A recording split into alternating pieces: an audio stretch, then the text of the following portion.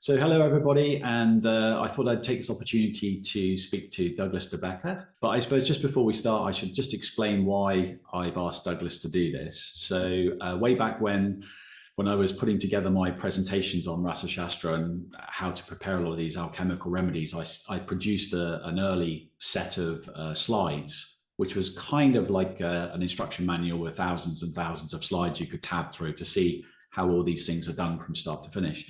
And these were offered commercially, and I sold them over a number of years. So I just looked back now, Douglas, to see when you actually contacted me. So that was 2012. So it's May in 2012 you first spoke. So, and we've kind of just stayed in conversation over this time because obviously we have similar interests. Douglas is doing kind of similar stuff to me in a way.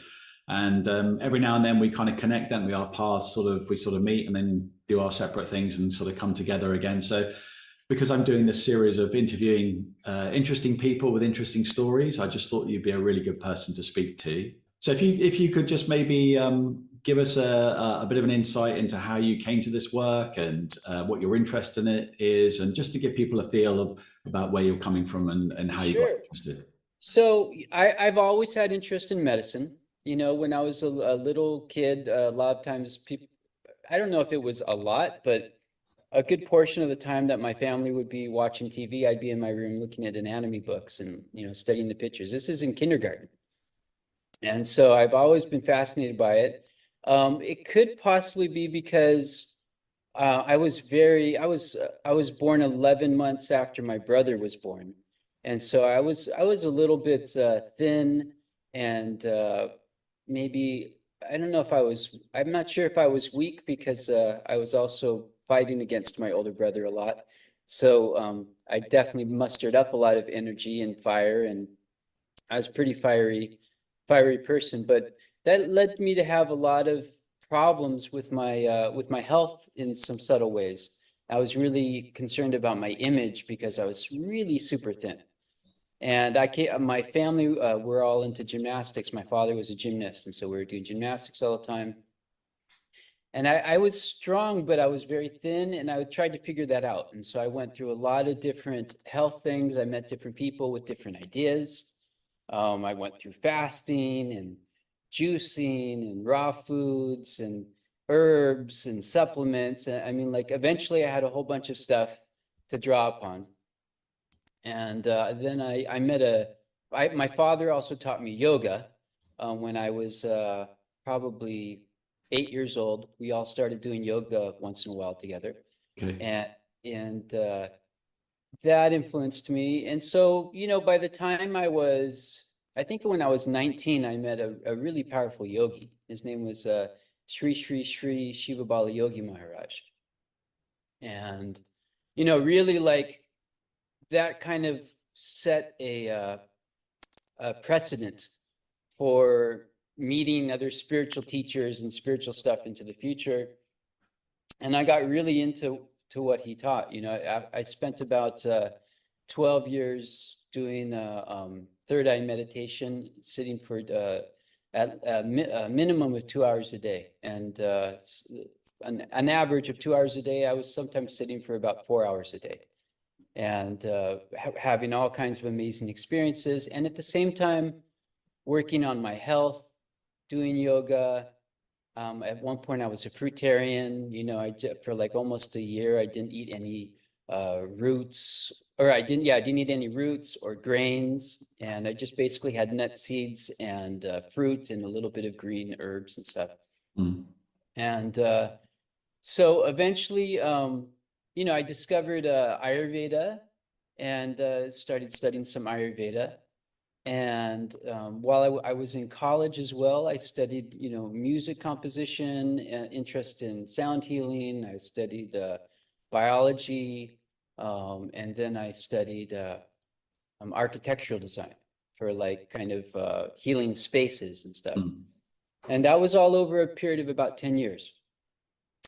And so then I got, I did like a certification in Ayurveda and decided to go into live blood observation. And I started doing that. And then from that, in the same school, these are the people that brought live blood observation to the States. they had a bioterrain assessment, a thing called flow system auditing. And so I went into there and met doctors from all over the world that was coming here to study. And this was really amazing work, still really amazing work, where we look at all kinds of parameters that you can measure in the saliva and the urine. You know, like some of the common ones are like pH, nitrates, nitrogen, nitrites and stuff like that, ammonia nitrates. And then we also looked at physiological measurements like blood pressure, breath rate, breath hold time, surface tension of the urine, specific gravity of the urine, blood sugar, all these different parameters we would look, and then we would know what's going on with the person's body and work with it. And some of the concepts were based on a doctor who was born in 1896. His name was Emanuele Revici. Okay. And he was the pioneer in cell membrane lipid research. So he's the first person that was like looking at the cell membrane. And when he traveled to Mexico, he was like from Czechoslovakia and spoke 6 different languages.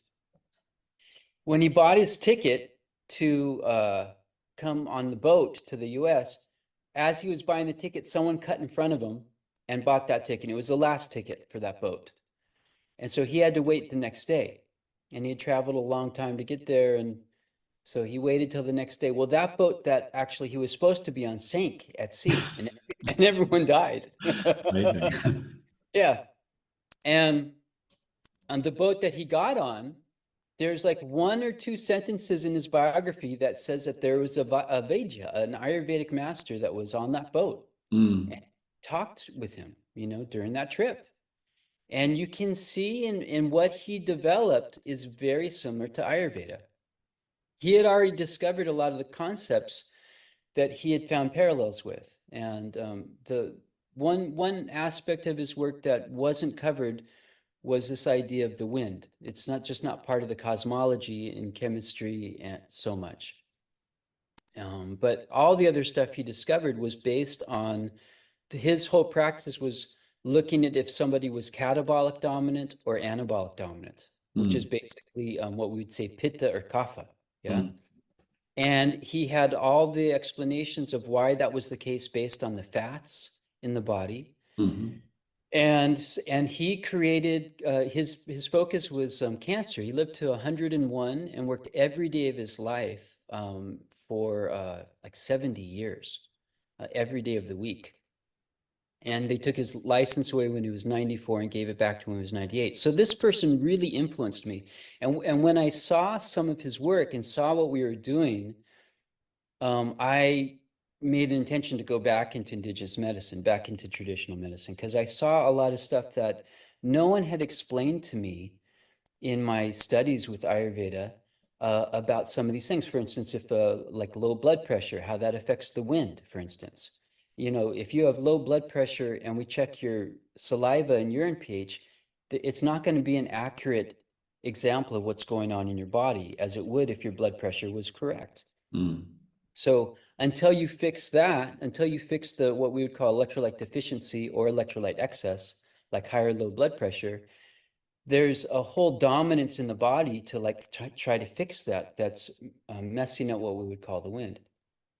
So when I studied Panchakarma, which is before the biotrain studies, my teacher, who was his name is Dr. Vishnudas Kannan. He's an Ashtavaidya from Kerala and a master martial artist and an amazing person who actually knew about Kayakalpa as well. He had actually participated in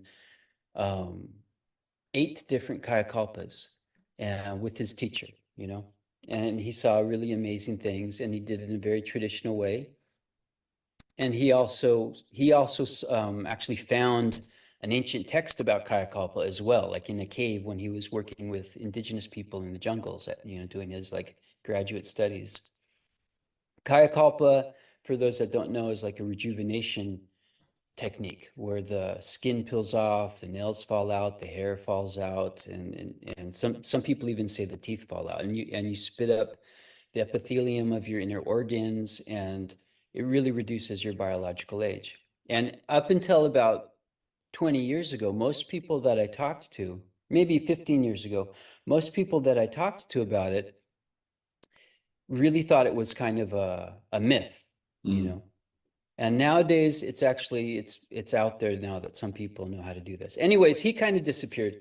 He's a mysterious guy. But Dr. Vishnudas had said that he was very, very adamant about how people had been doing Ayurveda in the West in a watered down way that didn't give the results that Ayurveda was known to have.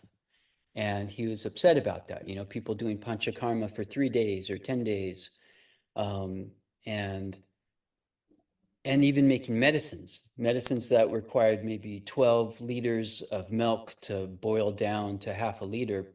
Because of the price of gas, a lot of families were taking 3 liters of milk and boiling it down to a half liter.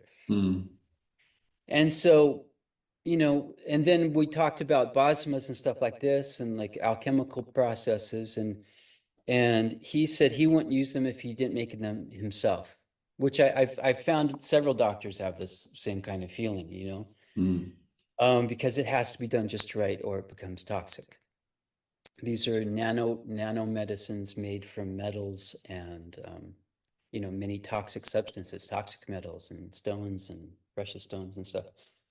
So knowing that, when I decided to go back into indigenous medicine, that was on my mind, and it turned out that a good friend of mine was bringing a famous Tibetan yogi that was a doctor to the States, and I was invited to go there. So I met him, and I decided to study Tibetan medicine, and I studied with him for several years. I moved out of the country to Ecuador at one point, and was attending some of the online courses that my teacher, his name's Dr. Nida, was doing. And it was a little bit disorganized and hard to understand, and you know, he was just getting started. So I asked him if I could study with this other academy called Tibetan Medicine Education. It's Dr. Pasang Arya was the head of the Tibetan College of Medicine and Astrology that the Dalai Lama has.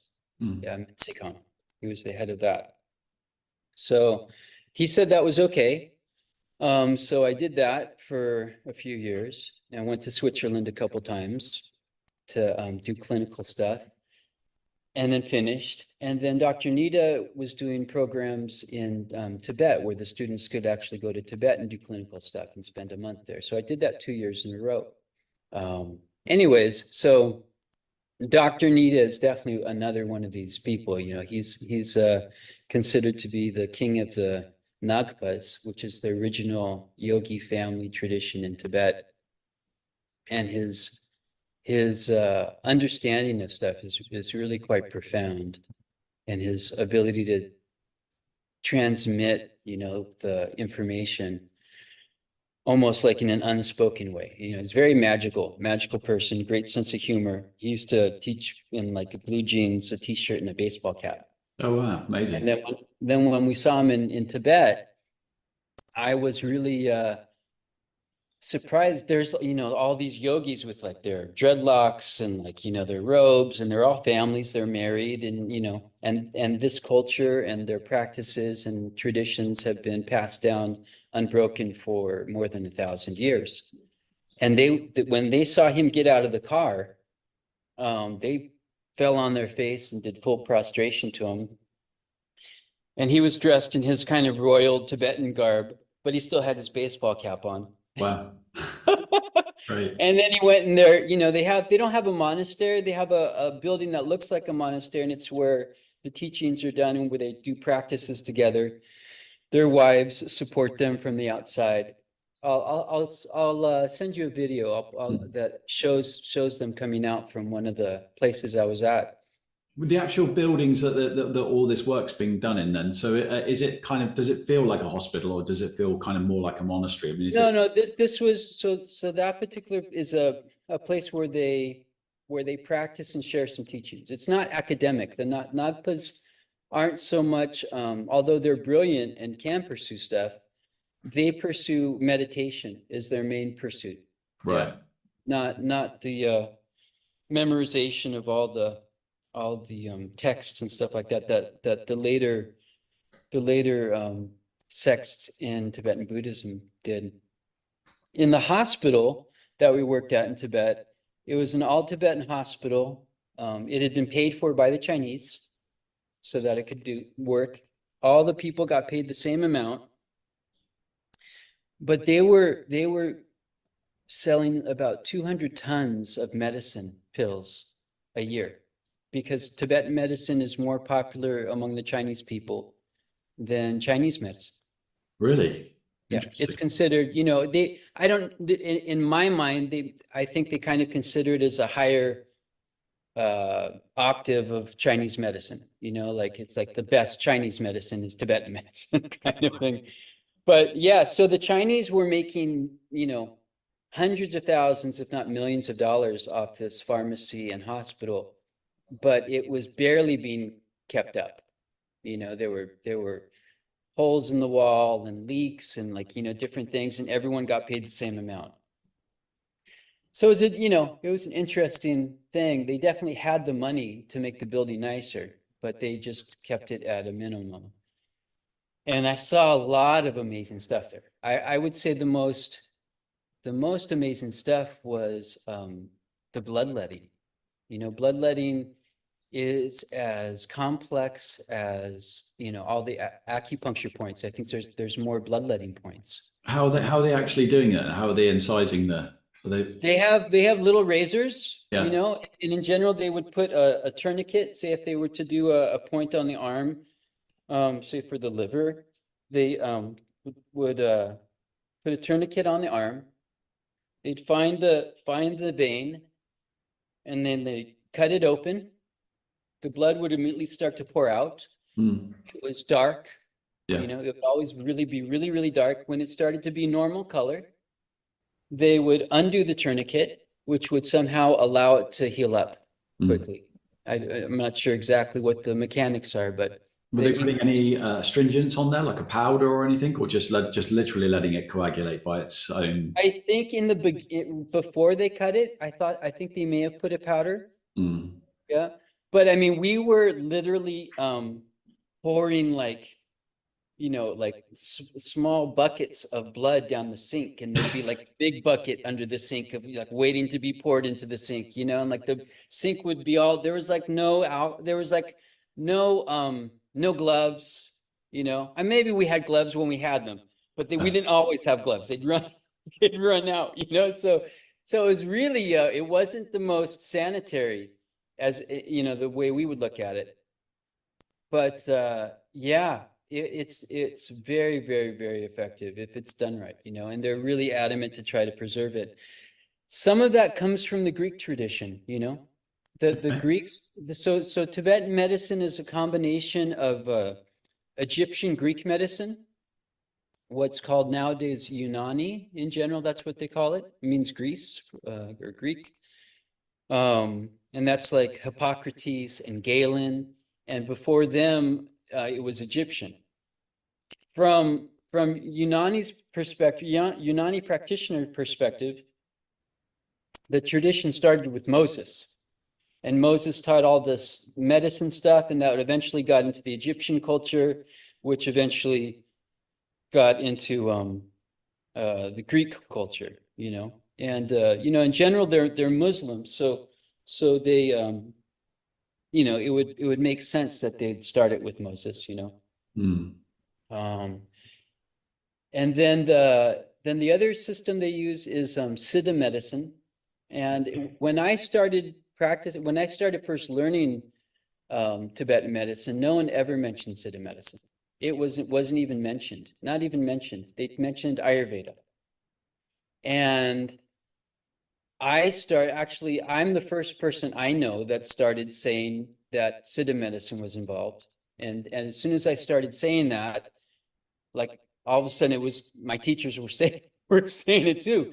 But, you know, I think it's partially there's a big national movement in India to perceive Ayurveda as kind of absorbing Siddha, that Siddha is part of Ayurveda. And it's definitely not the perspective from the Siddha practitioners. You know, that's like, you have like a northern light-skinned culture in India and a southern dark-skinned culture in India. The dark-skinned culture was there at least 10, 15,000 years ago. They have texts that are that old, you know, that trace their back to that.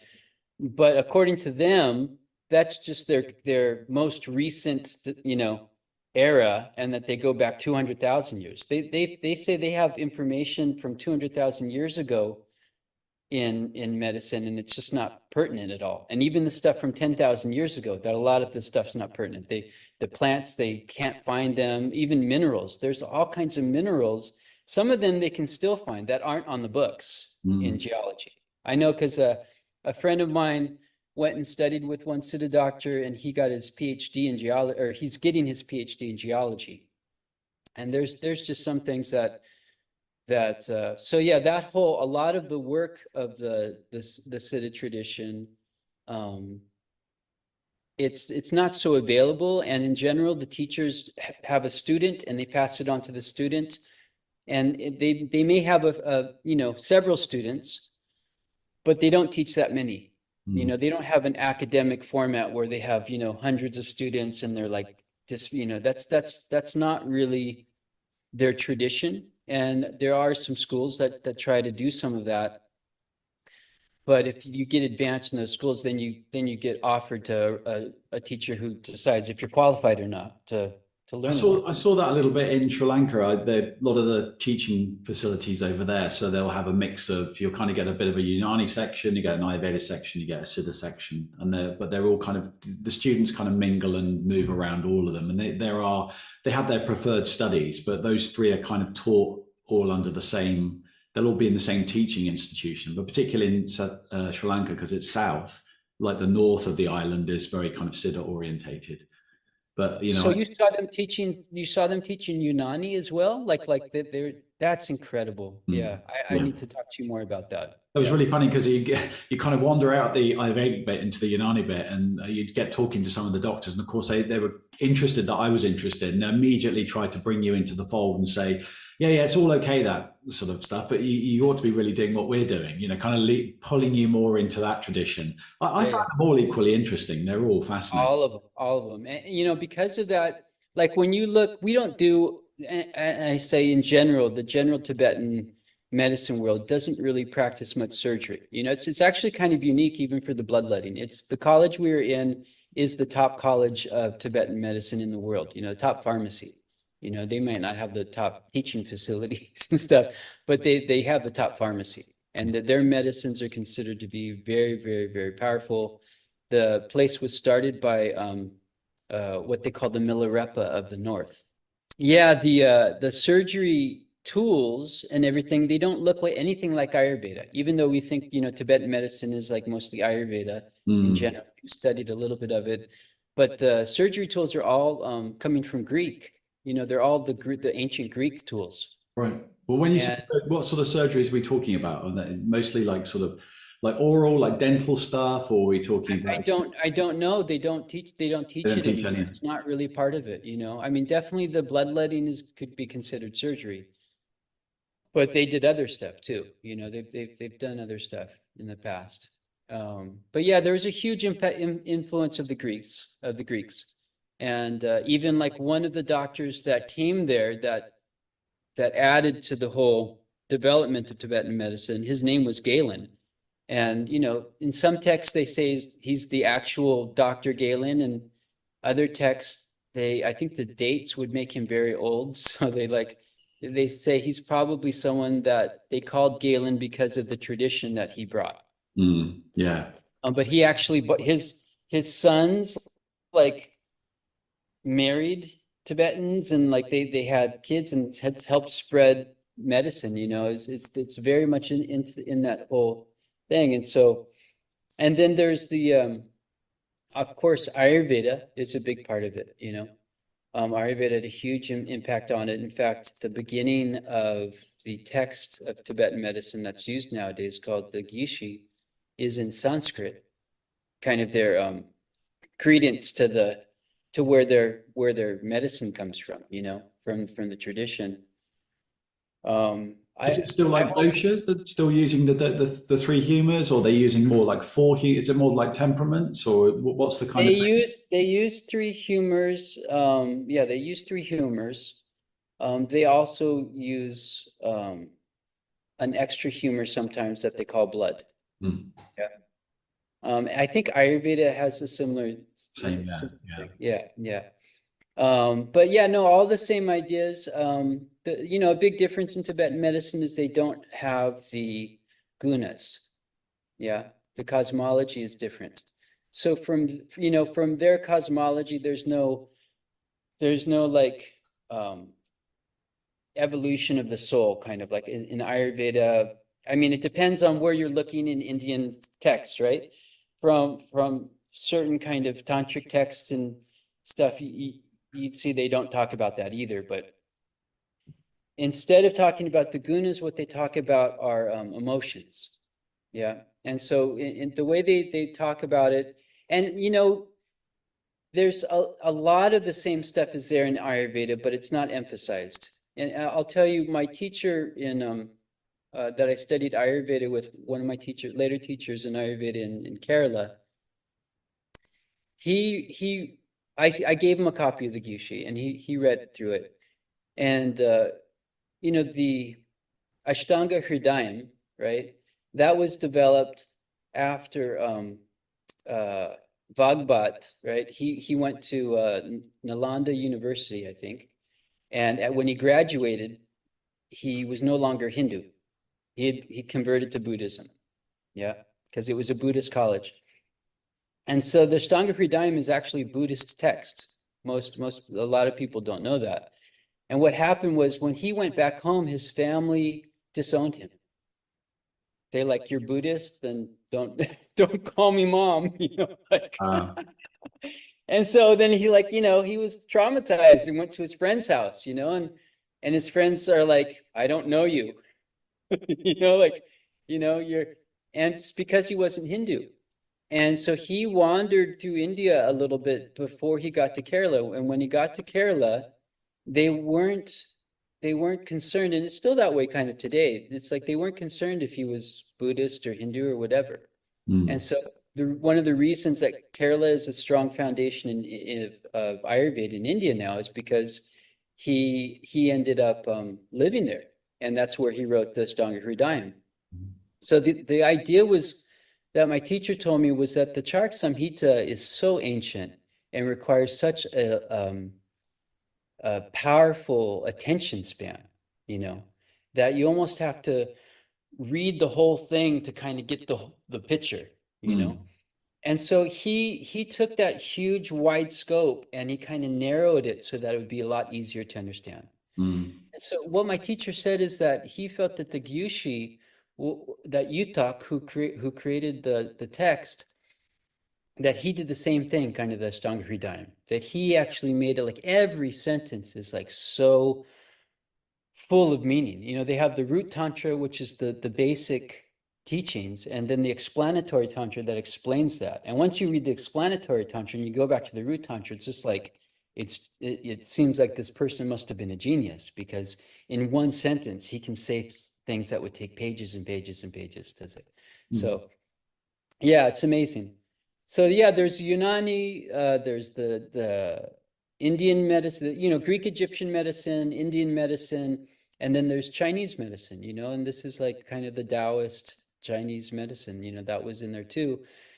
And the way, I don't practice Chinese medicine, I've studied a little bit of it, and I've studied some Chinese acupuncture too, but what they say mostly comes into the Tibetan system with the Chinese medicine system.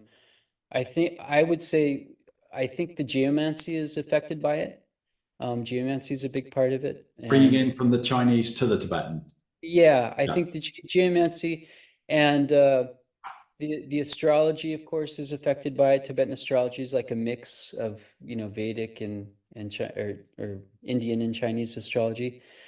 And then but in the medical thing, what they talk about mostly, the difference is that we look at the seasons from the perspective of Chinese medicine. So we look at that there's hollow organs and solid organs, and they're related to different elements that you find in the Chinese system. Right, right. We have the five element system that they use in Ayurveda.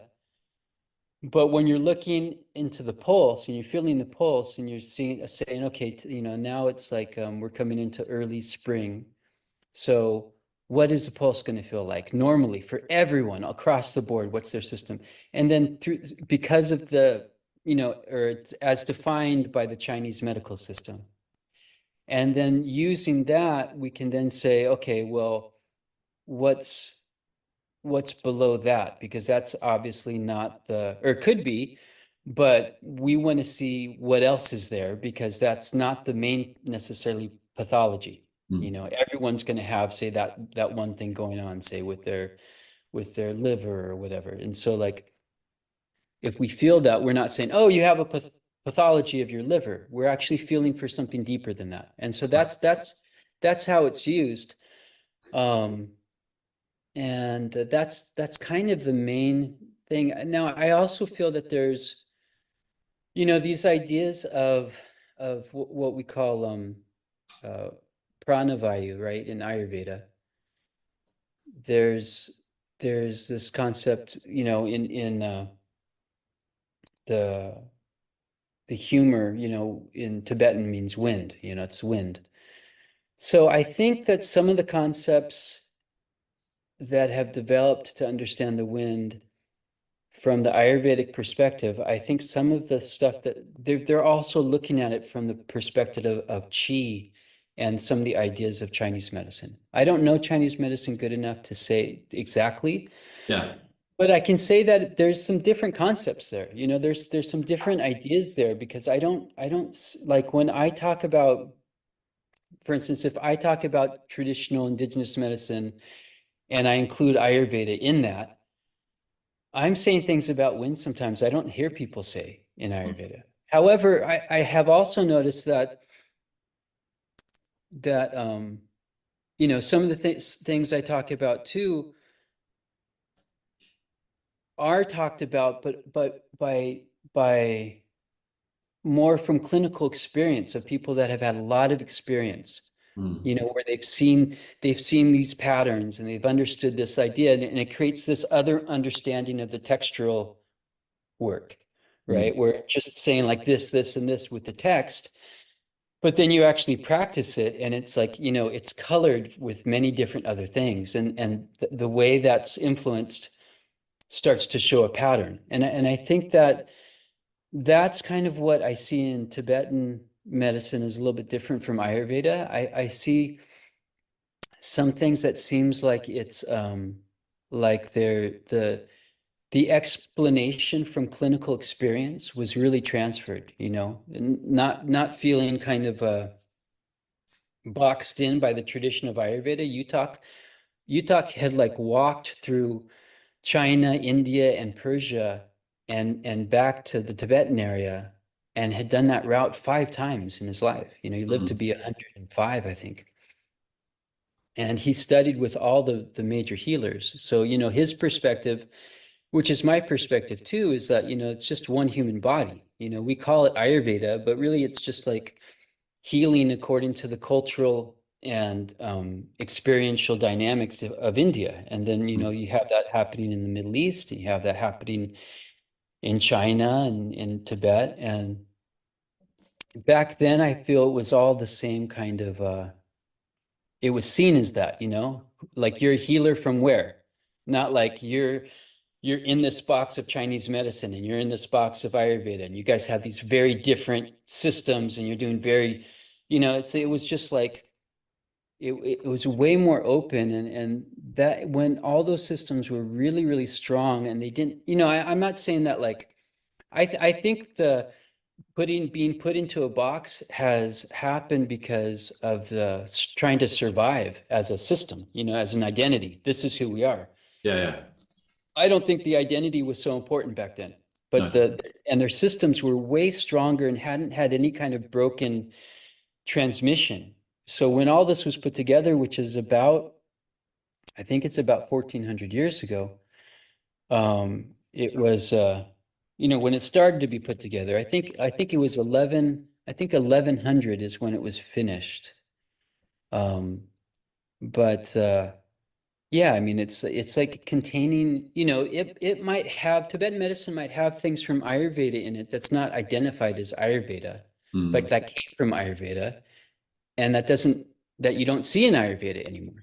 I'm wondering, because you're talking about pulses. I mean, how much of the diagnostic system relies on pulse in Tibetan? I mean, I know they look at like tongue. Do they do like urine analysis as well? And... Yeah. They do. Pulse and urine are kind of the two main ones. In general, what I was taught is focus on one of those two to be your main one.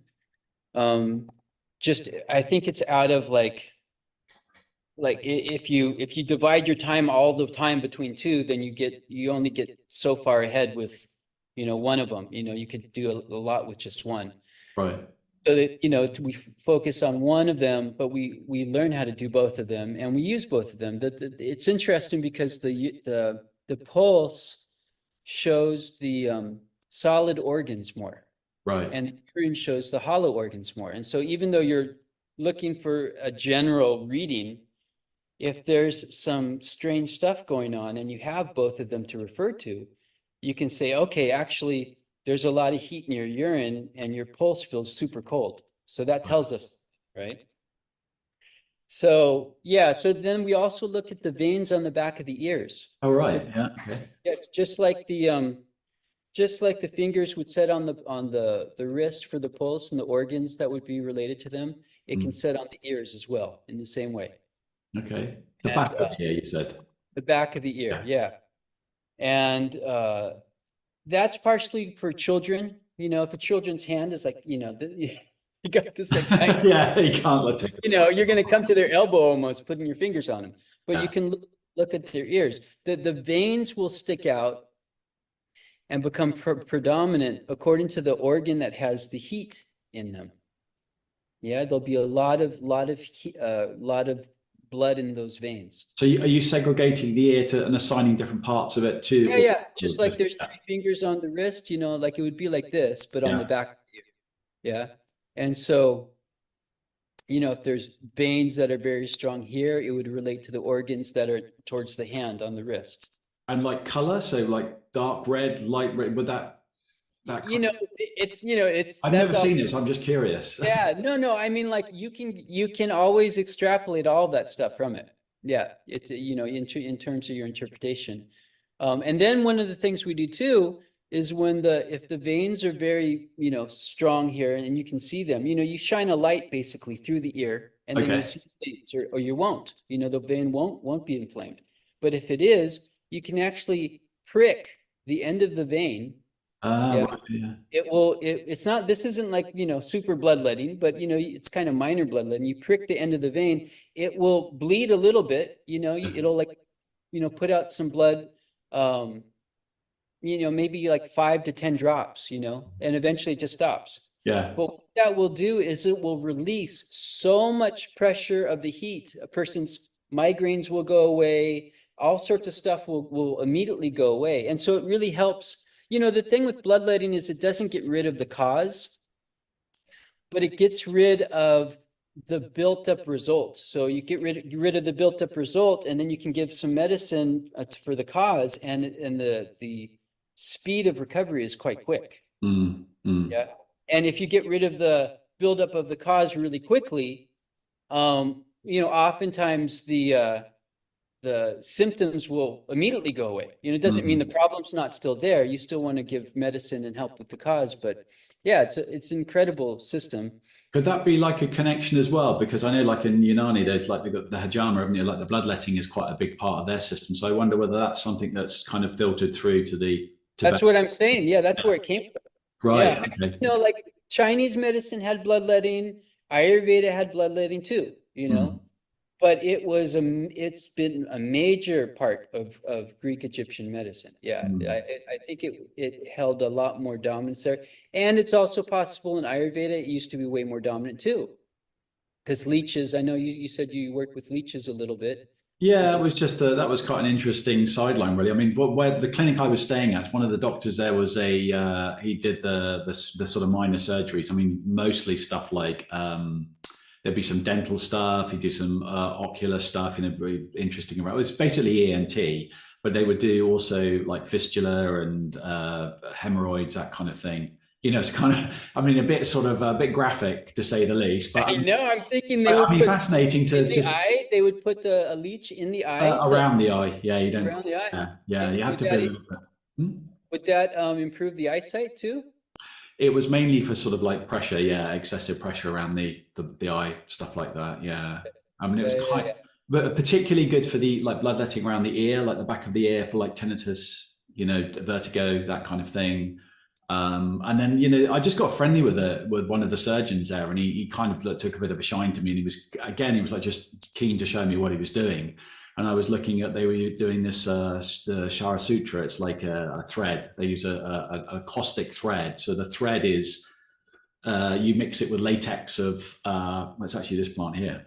Plant the latex from this plant, euphorbia. What is that plant? Okay. Yeah, and then you roll it with turmeric and you roll it with ash and you let it dry, and eventually you end up with this caustic thread, and they'll feed that through the fistula, and they pull the thread through and then sort of snip it off at both ends, and it's so astringent it pulls all the tissue in, and eventually the body will dissipate and just lose that thread. It's all natural. It will just be Is that the same thing they use when they wrap same around? thing. They just tie off Yeah, I've heard of warts this. and all kinds of things. I mean, it's just fascinating to see these guys working, and of course, it's all like super speedy. It's all done in seconds. But yeah, it was a good. It was. I mean, it was a great experience to see it. That was real hands-on. It's a bit of what I call sort of battlefield surgery. It was like, Well, yeah, I mean, like when I studied in Tibet, it was mostly external therapies. Bath therapy is also very, very big, to help with wind issues primarily, but on many deep levels and having very amazing results, They basically because I don't really do it, but you can buy the bath salts, tamarisk, ephedra, calcite, mhm. and the last one is rhododendron, I think. Mm. And you put all those, you boil those up, you throw a couple handfuls of sampa, like some toasted barley, Okay. and you boil that all up and make it very concentrated. Then you pour it into a bath. The person gets in the bath. It's not too hot. After being in the bath for so long, they get out of the bath and they put butter on the body. Okay. Okay. Then the next day they do it again, but the temperature's raised up a little bit. And the next day they raise it up a little bit more. And the next day they raise it up a little bit more. And then they decrease it. So over a period of like 8 days, you go through this whole period of like increasing temperature and decreasing temperature and yeah, and it has amazing effects. I actually did use it once with a client that had multiple sclerosis, and it was really helpful. With a karma treatment in panchakarma, if you're going to do the virachana, the purgation therapy, you'll do like a week of taking a specific amount of ghee, which gets increased, and then you do lots of hot baths in between. And the idea is that they say that the twig that's well emoliated, it bends. So it means that you can force these toxins from the tissues in extreme purgation. And it's a bit like the stick. The body learns to bend and flex and allow this stuff to pass through, rather than if you bend a dry stick, it just snaps and you create a blockage. So it's kind of by emoliating the body and warming it with these ghees and oils and abhyangas, you do these lots of oil massages, similar to what you were saying with the hot bath. I wonder whether that's part of the process, like warming the body up and making it ready. Well, yeah, I mean, I'm great that you just said that. I've never heard that before. And I mean, I studied panchakarma, but I never heard that analogy before. That's beautiful. It's interesting, in Tibetan medicine, they talk about panchakarma. They don't talk about it as panchakarma, but they talk about it as, like when a situation gets really strong, then this is the thing to do, to get rid of it. And they don't go a lot into detail about it. And they used to practice it a lot more. Now it's hardly practiced at all. You won't necessarily see someone doing a lot of the Virechina or I forget the terms now because I don't. Pamina and Basti. Phenomena. Yeah, but yeah, Basti, stuff like that. It's there. I mean, like, yeah, the person has a strong wind issue, give them a Basti, but like the whole kind of understanding of Panchakarma was maybe lost a little bit over time. Or maybe I was thinking. They have it, and it was probably in clinical situation. You go to, there's the whole oral teaching too, right? So in the clinical situation, they probably taught it, but it's just really not used that much. And my teacher, Dr. Nita, really was encouraging his students that knew a lot about Ayurveda to try to like reincorporate that knowledge, to like try to share that so that people could really understand how to do it. Because it's interesting, like, like the enema therapy, they consider to be as serious as surgery, and in the West, we don't think of that, we'll just push some stuff up there and just, hope it's all good, like, but there's a huge, I have a book, I don't have it right here, but I have a booklet that's like this thick, only on Basti therapy. Right. In about many minutes in Ayurveda. It's a very, very, very deep understanding that Ayurveda has of that. And it would be great if I think that could be incorporated more into what we do. I was thinking about, I wonder if it's like a seasonal thing. How many seasons really do they get in Tibet? Are there sort of distinct seasons? Yeah. So there's four. Right. Yeah? There's four. But the period of time between each season is considered as kind of its own season. So in terms of like the element, like, because we're looking at it from a Chinese perspective, kind of, right? So whenever we're transferring from one season to another season, we say that the stomach and spleen are being affected because of the earth element. So that's the season of the earth element. Yeah. Between. Yeah. I mean, I'm using that term loosely, season. But we talk about, winter, spring, summer, and fall. But then there's the other element of earth. The place that it's found is when we're transitioning from one season to another season. So for instance, in a transition from winter to spring, if you were to feel in the pulse, someone's stomach and spleen is really having an issue, that, well, actually everyone's stomach and spleen is actually having an issue right now. And they may have a serious situation with that, but is there anything else? And so we kind of put that to the side and say, is there something else going on? Not taking that so much into consideration. Anyways, so yeah, after studying Tibetan medicine, I lived in Ecuador for 3 years. Then I lived in New Zealand for a year. And in New Zealand, I also, studied a little, not so much study, but like I hung out with a little bit of some of the Maori elders there. In Ecuador, I studied a little bit with some of the healers there, and what they call the Saraguro people, which actually came from Lake Titicaca, probably in Peru, up to this place in Ecuador, up way high up in the mountains. And they have there's like so much knowledge they have. It's crazy how much things people know. Like even in Costa Rica, which you don't think of really as an indigenous place, there's no real indigenous people that live in Costa Rica. If they do, they're from Panama usually. The Bribri, they're called, I think. But like, I asked a local guy who was showing us around this piece of land that we ended up getting and had for a while. And we asked him if he knew anything about the medicinal herbs. And he said, no, it's like, I don't know anything. We just use stuff, our parents told us. And he ended up like identifying like more than 20 different plants and their medicinal use. But he didn't really consider, in his mind, he didn't know really anything. Not like a system. Yeah, no, he's like, this is just our lifestyle. We use this for this for this. So yeah, so I studied a, a little in Ecuador, and I, spent some time with some of the Maori elders. And I will say one unusual thing I found out with the Maori, which I've since found out is exists in many cultures. This idea is that where you're born, the water that you were drinking, your water source, Mm. has a very unusual impact on your body's ability to heal itself.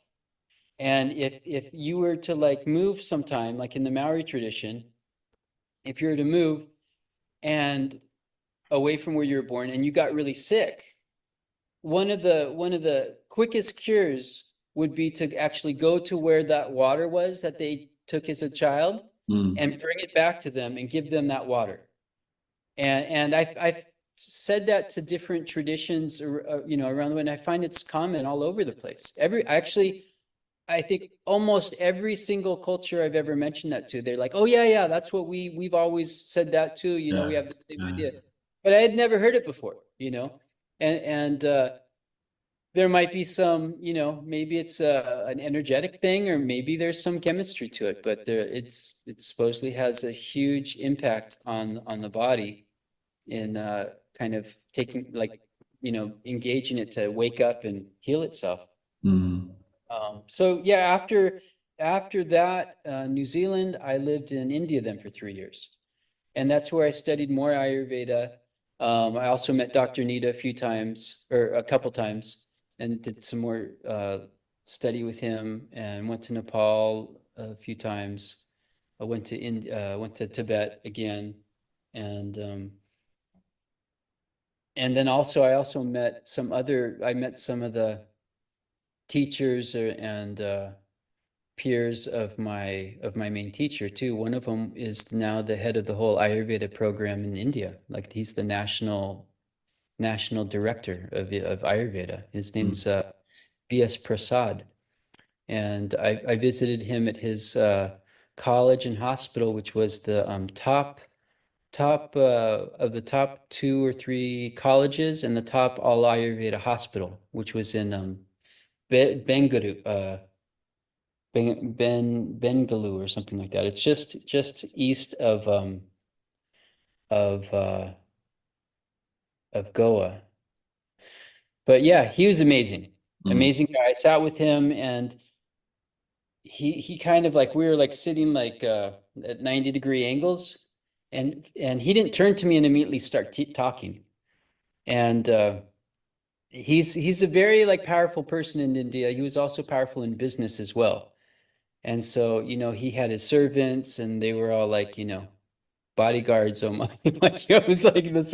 And so he just sat there, and then he said a really beautiful thing. The first thing out of his mouth was, there's nothing wrong with there's nothing wrong with Ayurveda, he said. He's like, what the problem is our ability to understand it. Mm. That's what he said. It sounds But like a real whirlwind tour. It's a bit of sort of everything, isn't it? I mean, not predominantly like Tibetan Ayurveda, but then a kind of you've been introduced to so many other systems and being able to yeah, see how they kind of connect. And yeah. This is why I'm very enthusiastic to help um like modern medical research and practice start to reference some of this stuff, like mm. start to create a platform where the elders can speak without it going through the filter of the reductionist kind of perspective of reality that most modern medical doctors are under. It's Mm. like, but yeah, so I worked in the clinics of all these guys, studied, talked with them, and learned more, and that gave me some deeper perspective of Tibetan medicine. Mm. And overall, what I say I do clinically is that I help people restore their body's ability to heal itself. Mm. I help restore their faith, actually. I help restore their faith in their body's ability to heal itself. So we have like in our culture nowadays, we don't have the same kind of connection with our ancestors, the respect for our parents, the sense of duty to our community, the sense of identity with our community. And we don't have any kind of festival, hardly any festivals that break us out of our survival mode, of working and eating and sleeping and staying alive. These older cultures where these systems came out of, they were born in this whole different kind of cosmology where they would intentionally and out of duty take a break and party and play and create the whole thing Mm. that was connected to what was happening in nature as well, because of the season or because of whatever, or because of a death or because of a birth. And like you may not even you may not know the people on your street very well, but you would have like consistently, you may not even like them, maybe if you do know them, this maybe one person might be like really lazy or this other person might be really angry, but when the festival comes, you're still working with them to create the same kind of props and puppets and like decorations, and it's just like it's a totally a whole nother way of anchoring in like meaning and identity and purpose in life that we don't have in our culture anymore. So when Ayurveda, for instance, is taught, learning that there's this other component that's missing in our culture, then our ability to really help the client is really limited. Like there's a huge need for emotional a certain level of emotional freedom within the person, and a certain level of connectivity with other people, and those things being absent from traditional medicine perspective, it's limiting the transfer of information going through our body. And this is one of the things that Tibetan medicine really focused on a lot. They say that the cause of all illness is that we forget that things change and that we forget that everything is connected. And the way they put everything is connected, the actual translation is the non-existence of the self, the non-existence of the individual identity. And because that doesn't exist and we forget about that, and because things always change and we forget about that, we react consistently to different things in our life.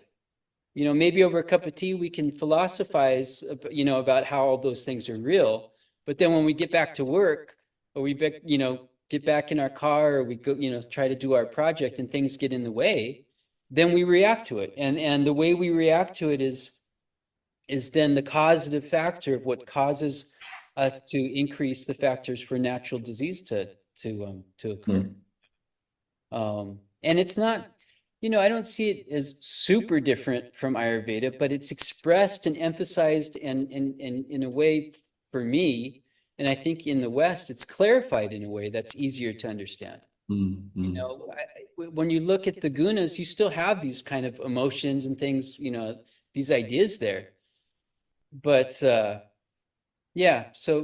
for me, I really like Tibetan medicine. I found it also very similar to some of the Native American ideas. There's still like a lot of, in Ayurveda, there's an aspect of kind of magic in medicine, right? And so most of the stuff we learn clinically with Ayurveda is more kind of scientific, but there's all sorts also like astrology and mantras and like, casting out demons and like, like all these different things that are there, but not many people specialize that, and not many places in society is that welcome in modern society. Where in Tibetan medicine, it's still, it's still quite integrated as like one thing in a way. Would you say that was more developed in that system in Ayurveda? So like Ayurveda would kind of look at like you got the corporeal, non-corporeal, so like the body treatments, and then there's things that are beyond your ability to work in this kind of dimension. You kind of be working more with astrology, karma, that kind of thing. Is it the same in Tibetan, and is that more developed in that system, would you say? Or I think it's more, I'm not a scholar. Like I don't read Tibetan or Sanskrit and all this stuff, but like in my experience, I would say it's more, I think it's more alive in their culture still today than it is in India. I think Mm. it's more, I think it was more part of the, I don't think it was as separate, you know, like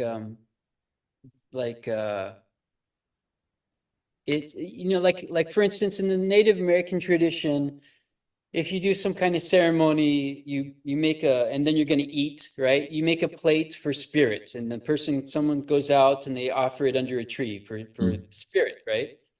So you don't really see that happening a lot in Ayurveda. In some small villages, you see some things similar to that, right? There's an offering made, say, to the deity that's Mm. out in nature. But in Tibet, the Tibetan idea is, you know, like that these unseen forces, which include bacterias and all these things that we can't see, that by feeding them, you know, like throwing out, you know, throwing some toasted barley out, like, you know, or like, you know, like you know, anything, you know, like it's like feeding the animals. And it's also, they say, like, you know, they really like toasted barley, like probably the bacterias that get to the toasted barley, and eventually it's creating this like sheet of bacterial influence where that there's like an energy that's like very thankful that you're alive, you know, and it's, and you're like acknowledging that you're connected to something even though you can't see it, you Mm. know. Like they burn stuff, you know, like is in Native American stuff as well. And in some places in sections in India, but like it's like a very cultural thing that if you're going to have like a gathering, you burn a bunch of stuff. So that smoke that goes up, you know, juniper and barley and all that, it feeds all of Yeah. these invisible spirits that, and it's not just because those things are hungry. It's the idea is that they want to be seen and acknowledged. And Mm. if you just ignore them, you know, they get it, they like kids, they get kind of like traumatized and hurt, and they'll come and they'll like, hey, I'm here, you're not seeing me, you're not acknowledging me. So they really believe, and this is over, you know, thousands of years of empirical, you know, observation, that things seem to be more harmonious when they do these things. And so this is how they explain it. Mm. You know, like there seems to be better weather, there's less like disruption amongst the people, you know, there's not so much, people aren't so like hot tempered or so like take things personally. Or, you know, I saw a really interesting thing once in a Tibetan ceremony type of thing where the room was emptied, the master was in the corner. They made all these kind of things that they believe these invisible energies, like, you know, they made it out of like barley or oat flour, and they painted it, you know, and all this, and then they brought it to him, and he said some prayers, which was basically, you know, like, this is the offering we're making to you. Like they're given, they're given the first acknowledgement, right? Before people or anybody else, you know, first the acknowledgement is to the invisible. Mm. And then they would take that plate and they would put it outside.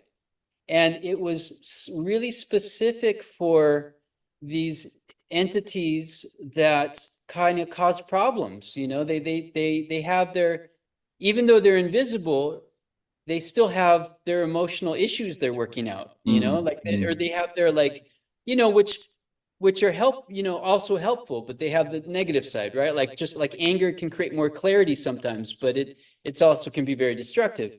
So Yes. they would take this plate out and put it outside, you know, far away under some tree. And the idea was that now all these energies would go and consume them, feeling like they had been honored and like respected, and Mm. it would allow an exceptionally extra clear space to do some practice and exchange, you know, like sacred knowledge of medicine. Mm. Yeah, yeah. So that's why I wrote this book. So Yeah. what does the book cover then? Is that kind of more your story? Is that, or is that Yeah. more So no, just? it's not more my story. It's I basically talk about stuff I discovered in traveling to different places, which was that there's, you know, like many other people have noticed, there's some similarity in culture throughout the world. Yeah. Mm.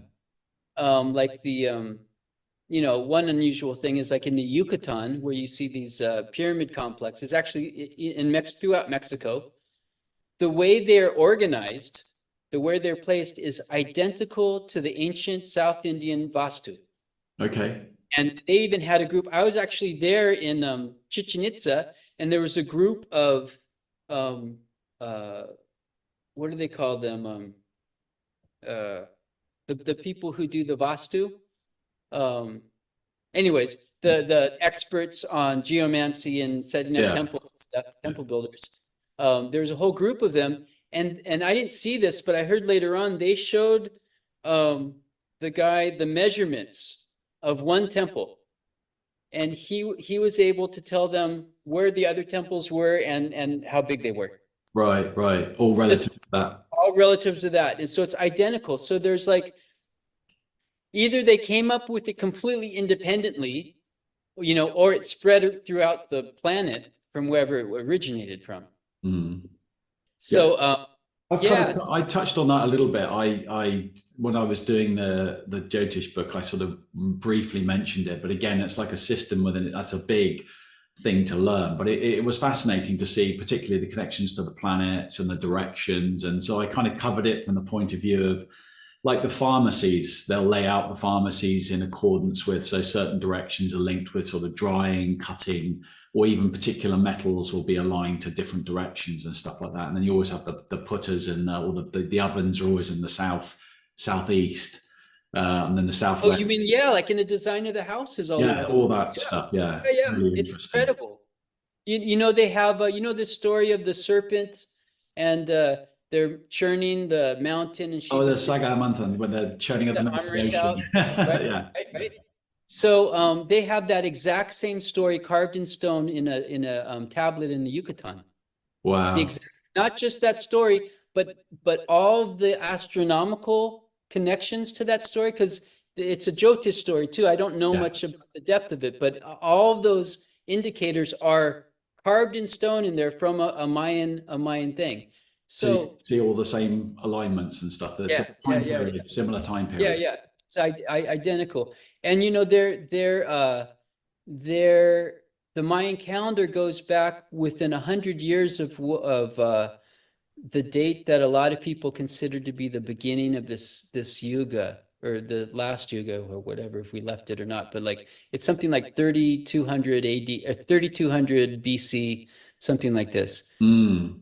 Anyways, there's a lot of similarities. And so I start there, and I talk about the Siddhas, and I talk about them traveling, and there's so many things. One of the pictures there you'll see is a picture with some different heads on it, looking different. And Hmm. this is something from Tiwanaku in Bolivia, where they believe that all of a sudden these guys appeared, and each one looked a little different, and they had a different specialty to teach, just like the idea of the rishis. One taught civil engineering, one taught medicine and chemistry, one taught diplomacy, and Right, right. this is the indigenous story and why they have these heads there, because it's marking that they came there, and their language is very similar to Sanskrit, more similar than any other language in terms of they have like 20 um, they have like two less letters, I think, than Sanskrit. But the way the words are put together and how the whole thing is, I don't know how the etymology really works.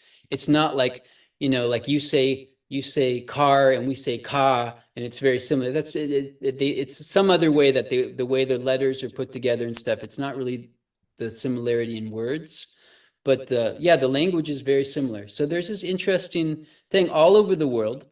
And I use that as a foundation to show that their medicine systems were also the same. There's a book called Wind in the Blood. I don't know if you've seen this or not, but it's a Yeah, I group. think I've got a copy of it. Yeah. Yeah. So I show that there's also the medicine systems. And then I go to the next level, which is that from my experience learning with these different traditions and living in these different cultures and areas of the world, that main the main factor for the remedies to work wasn't because of the depth of their pharmacology. We know, at least with like Indian and Siddha medicine, like, I mean, all those systems, they have like the pharmacology is incredible. It's like, they were making nanomedicines that they're just learning today. They were making 1,000 years ago or more with the same kind of, or actually with more efficacy than they can get today. And, like, even though they have that pharmacological knowledge, turning poisons into medicines and all this different stuff, I make the argument that the relationship between the doctor and the patient served as more than 50% of the factor that allowed the remedy to occur. Right, right. And part of that is that this concept that when a person is ill, they're just kind of like the weakest link in a huge network of dysfunction. And so it's just popping out through that one person. Yeah. And so if you correct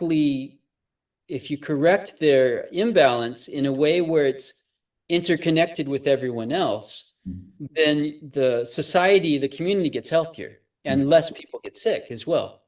So is the book, so what would people actually be, what would be the main use of the book? Is it more to actually learn the system, or is it giving you more of an it's more about doctor-patient relationship. Right, okay. There's a couple techniques in it, and then I introduce a little bit of the concepts of Tibetan medicine at the end. Okay. How do people, kind of sort of wrapping this up a little bit, I mean, how would people get in contact with you, or, how do people kind of reach out to you? Obviously, we'll put all the connections under the video at the end, but what's the best way to get hold of you, and kind of websites? And obviously you mentioned your connection to the indigenous medicine videos. So any of that stuff, if you want to mention it here, we can. Yeah, so if you go to indigenousmedicine.net, okay. That's my kind of clinical presence. I have the nonprofit as well, which isn't really super active, and I'm going to have to look for that link, because I don't know if there's probably 15 hours of free, information from these different doctors, and I would say that some of it's difficult to understand because of their accent and how fast they speak, and and like they're jumping around a little bit. But I would say at least half of that, there's probably 6 really valuable hours of understanding from indigenous perspective. And so that's on phalamritam.org. That's Phala is Phala, and then Mritam is Mritam. I'll put the links underneath somewhere. Yeah.